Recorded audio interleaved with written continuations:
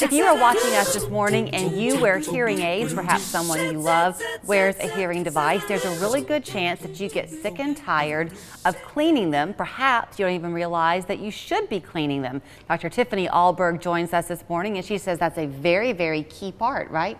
Of keeping your hearing device working properly. Yes. Cleaning them. So when we fit people with hearing devices, we go over all the cleaning procedures. But I think that we overwhelm people sometimes with, and this is, you're going to hear better, and it connects to your phone, and it does this and that, and there's 15 different things that we're throwing at people. And so one of the things that sometimes people don't do a good job at is keeping all of the little bitty ports in these teeny tiny little hearing aids free and clear of dust, debris, moisture, and wax.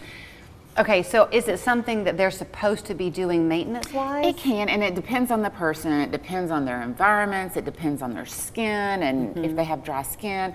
It depends on the amount of wax that they produce inside their ear. It depends on how much perspiration that they have and what time of year it is, if it's summer versus winter. So there's so many different factors, and it affects everybody differently. So there's some people that require more maintenance than other people. Okay, so what you do, though, is you say, don't worry about it, just bring them to me. Well, we want people to, they come with like a little, almost like a little pediatric toothbrush. So we want them to clean them and keep their microphones and their receivers free of as much debris as they can. Okay. And then they have these little wax filters. So if their ear does produce some earwax, and you think, this is my analogy that I tell people, and I know it's kind of a gross analogy, but earwax can be almost like sticky, kind of like peanut butter.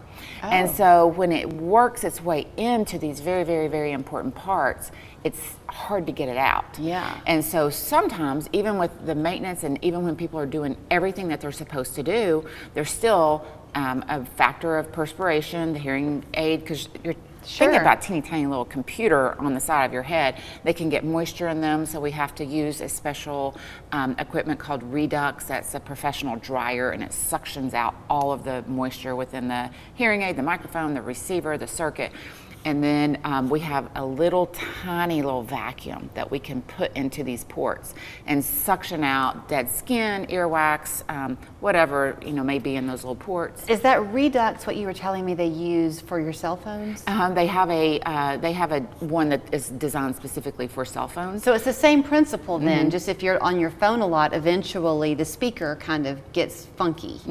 Yeah, and same thing can happen with the hearing instrument, and the microphones get debris in them, and so then the sound doesn't transmit to be amplified, and everything's affected after that. Okay, so I asked you, or I made the statement that Tiffany says bring them to her, and you kind of went, no, because if it's a real problem, then y'all can kind of get things cleaned out, then they maintain from We are there. happy to always for people to bring them to us. I just hate for people to depend on us. They're going out of town. I want people to have that ability to do and clean themselves so that it's not such an issue over time. But we're happy to do it.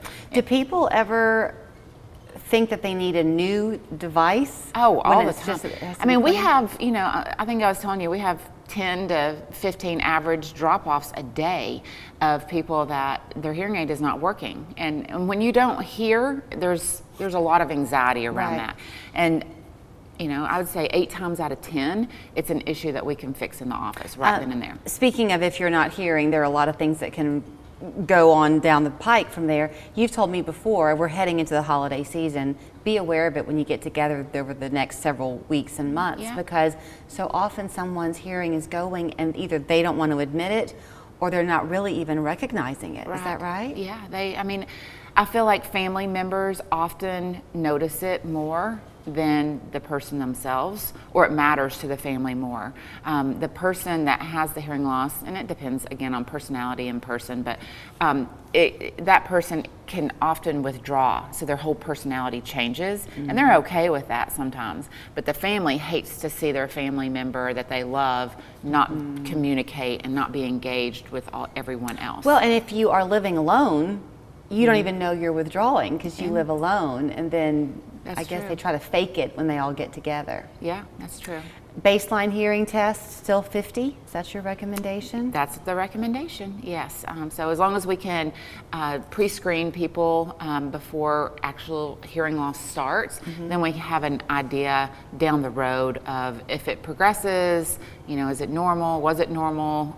So we have something to compare it to. And I know that you've got all different types of hearing devices and you want it to work for the person, so you won't make it a one-size-fits-all thing.